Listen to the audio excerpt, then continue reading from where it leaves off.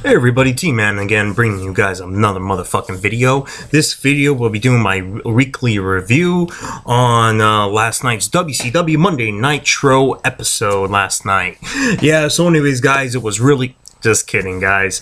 Just thought I would sneak a fast one past you. Can you imagine if we still had WCW Monday Nitro, Monday Night Raw? That would be great. But anyways, I just thought I would be stupid and kick off the video with a little stupid humor. Anyways, guys, last night, WWE Monday Night Raw review. What is today? The 10th. So last night, 2/9/2014 episode of Monday Night Raw.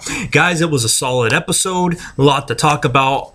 So let's get right into it. We began the night with, like we always do, with a long promo, a long 15-minute promo. But you know what, guys, this was a decent episode of Monday Night Raw. That's why I'm going to review it.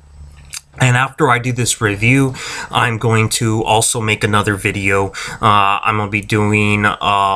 kind of a discussion video on Fastlane and WrestleMania and where I think they're going with this, because there's a lot of rumors, and once again, Daniel Bryan 2 years in a row has changed the outcome of WrestleMania. You guys might be surprised of what I really think about that. You know, I'm a big Daniel Bryan fan, but you guys might be surprised of what I think about that. So check out that video if you have not already done so. Anyways, let's get right into it. Began with Roman Reigns talking about how he should have never... Actually, I forgot how it started. I didn't write it down if Triple H came out first or Roman Reigns. I think it was Roman, saying how, you know, the authorities fucked them over. And now, you know, it's always been whoever won the Royal Rumble always went on to WrestleMania. I think it's kind of funny how WWE's pretending like this is the first time the Royal Rumble match winner has put on the title shot on the line at the pay-per-view before WrestleMania. This is, like I said, I've said this before, this has happened a lot, but I think it's kind of funny and humorous that WWE's pretending like they never had the stipulation before with the Royal Rumble winner. It's happened a lot. Anyways, Daniel Bryan comes out, they shoot a little bit promo, and just to make it real quick, Triple H then comes out and announces that Big Show and Kane is going to be wrestling Daniel Bryan and Roman Reigns. And I really like the promo, by the way, by Daniel Bryan and Roman Reigns, setting up their match for Fastlane. And I'm going to discuss that match at Fastlane when I do my discussion video on that. Anyways, it was a good match to kick off Raw, and ended up Daniel Bryan and Roman Reigns winning by disqualification. Triple H coming out and saying that, you know what, it's not over yet tonight for Daniel Bryan and Roman Reigns, saying that, kind of fucking around with them and saying, hey, you guys work together as a team. Why don't you see how you guys do in a handicap match? So later tonight in the main event, Daniel Bryan and Roman Reigns will be ending the evening again. And they've been doing a lot of that lately on the year with a match starting off at the beginning of the night, then ending it with a bigger tag team match. I know SmackDown was doing that a lot last year. And the main event is going to be Daniel Bryan, Roman Reigns versus Big Show, Kane, J&J Security, and Seth Rollins. Pretty much the whole Authority faction. Moving on from that, we had Seth Rollins versus Ryback in a pretty decent match. And it's kind of funny how, you know, with a 3-hour show and a thin roster, you see a bunch of guys wrestle twice. Even Triple H said in the podcast, we got to get back to 2 hours, you know, because seriously, to go back to 2 hours, I think Raw's on consistently being good on a regular basis. I understand Vince is probably getting more money from USA Network with the 3 hours, but you're really sabotaging the show. Anyways, Ryback wins that match against Seth Rollins by disqualification. It doesn't do nothing with Seth Rollins with the loss, and it keeps Ryback pretty whole. Paige versus Brie Bella, and this kind of freaked me out when Paige came out. Like, I saw some tattoos on her arm, and I'm like, does Paige have a new tattoo? And I mean, those of you know, I'm a big Paige fan. You know, usually, you know, this might sound weird to some of you guys. I'm not a really big fan of tattoos on women. Not on all women.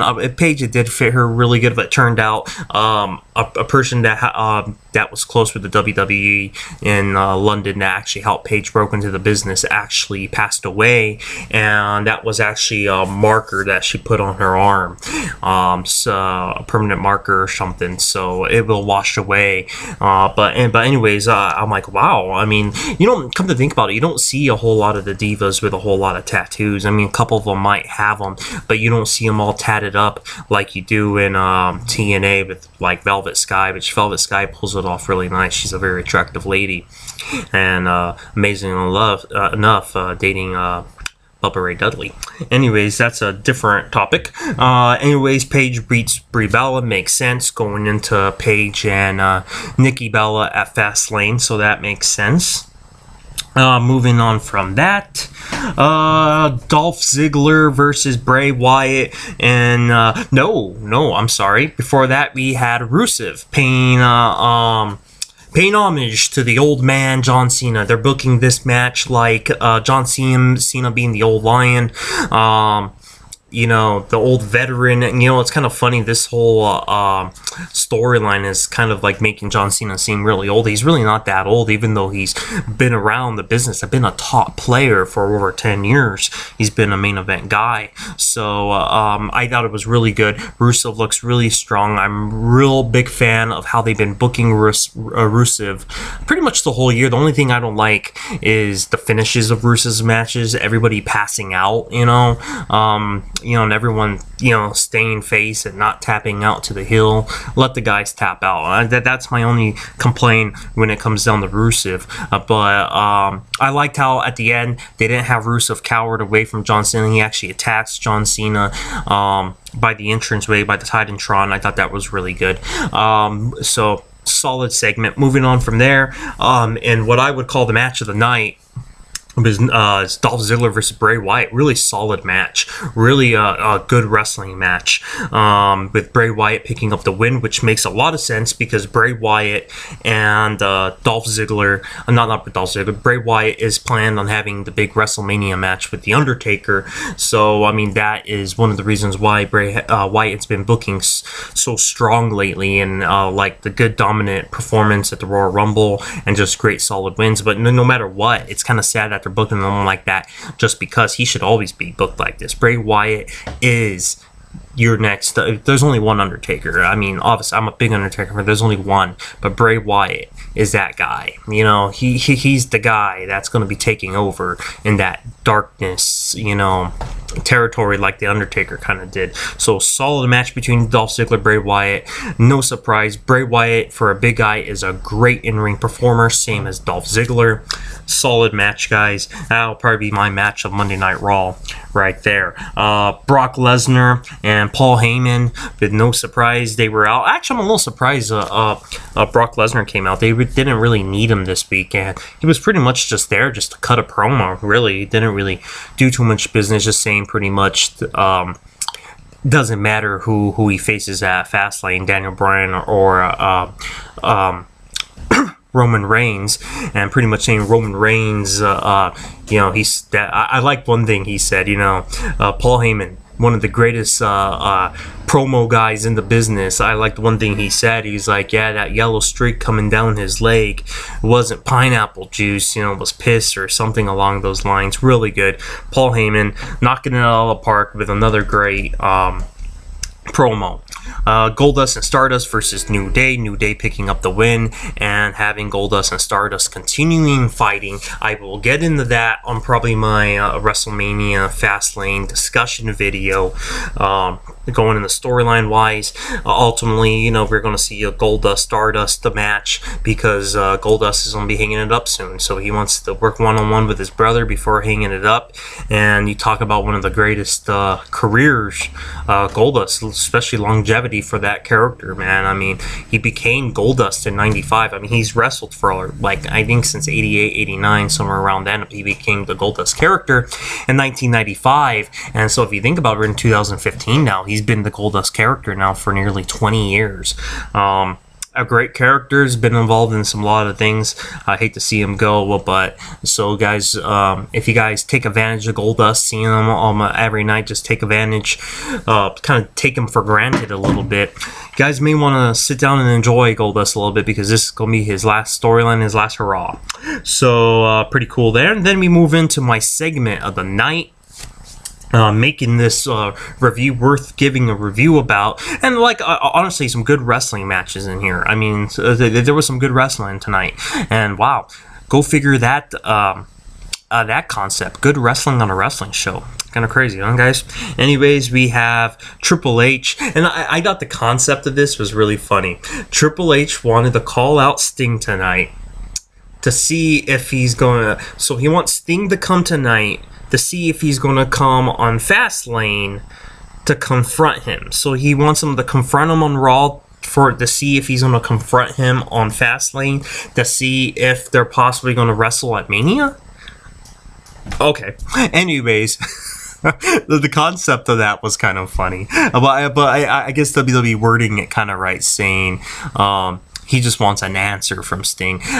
They shot this really good. WWE, the one complaint I've had with their Sting run with WWE is I don't think they've really taken advantage of all the cool things they could do with Sting like WCW did. WWE finally took advantage of that.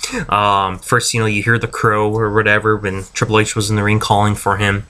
And then first you go up to, they flash up to one of the rafters or like up high in the audience, and you see kind of like a little shadowish figure that looks like Sting, and then they flash in another part of the arena that looks like it's him again. Then the lights go out, and then a fake Sting is right behind him for an instant, then he disappears, and then in the Titantron says it's like Triple H or whatever, I accept. Really cool scene, finally taking advantage of the cool stuff you could do with Sting, and I love the fact that Sting is remaining silent. I wasn't a big fan of his promos. He was a really cheesy promo man. He was good on the mic, especially in the 80s and 90s where you could be cheesy. But I never really liked his promos after that. And I really liked Sting in 96 and 90, part of 96 and 97 when he was quiet and doing the crow persona, because I never really liked it. I always thought he was cheesy on the mic. A little too 80s and 90s, which I like the 80s and 90s, but he just sounds weird. I remember one time when he was one time in 1996 when the Outsiders first came to WCW Monday Nitro, and it just sounded so cheesy, man, because like I remember Sting was talking to Scott Hall when it was, I think, his second night, his second week on Nitro, so Scott Hall, and Sting's like, you know where you are, you're in the jungle, baby, and then he just sounded so cheesy when Sting cut that promo on Scott Hall. Anyways, yeah, I mean, and WCW at the time was trying to look past that, so I thought that was kind of funny. So moving on, really great segment. That was probably my segment of the night.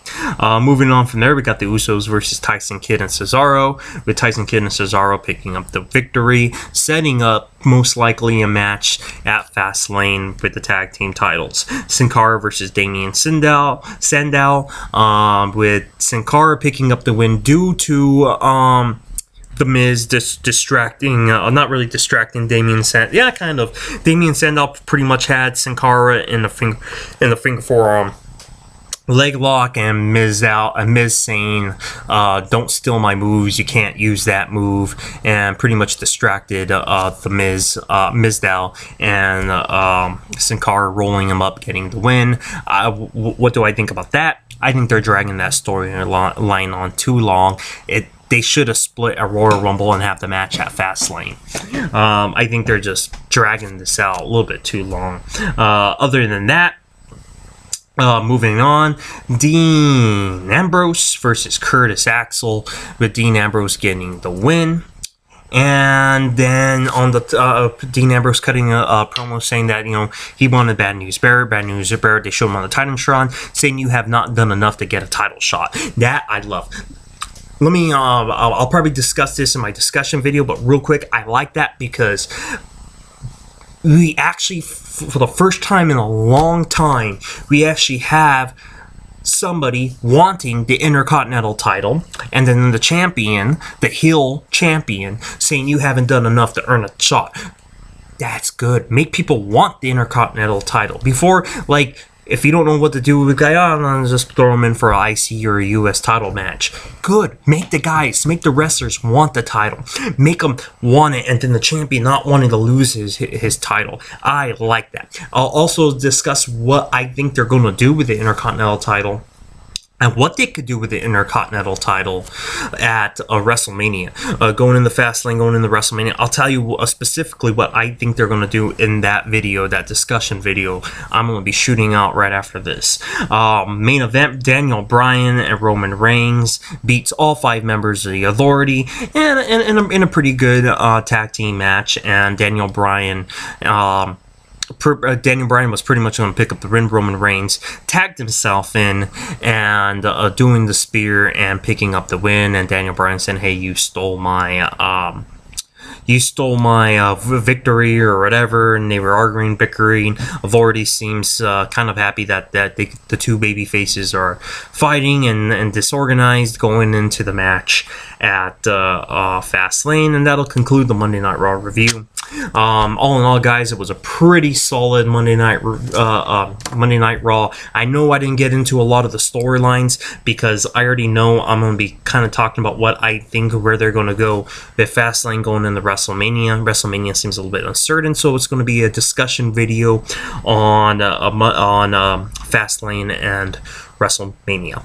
Anyways, guys, that'll conclude this one. Hopefully you guys liked the video. I know lately my videos have been a little slacking lately, you know. I do these videos while my kids take a nap, you know. So, but I'm trying really hard to pump these videos out and trying to give you good quality videos. And my next one, I really want to give you what I think. And I have some really cool discussion videos I have planned. I want to do the 5. Since we're right after Royal Rumble, I want to do the 5 best Royal Rumbles, the 5 least worst Royal Rumbles of all time. I also probably do the same thing with the WrestleMania when we get a little bit close. I'm not going to do that right now. Same like the 5 best WrestleManias and the 5 worst WrestleManias, and I'll probably do like top 5. So I'll probably start doing those maybe once a week, twice a week, and I have planned some pretty good topic videos as well. So until the next one, guys, I'll see you to the next video.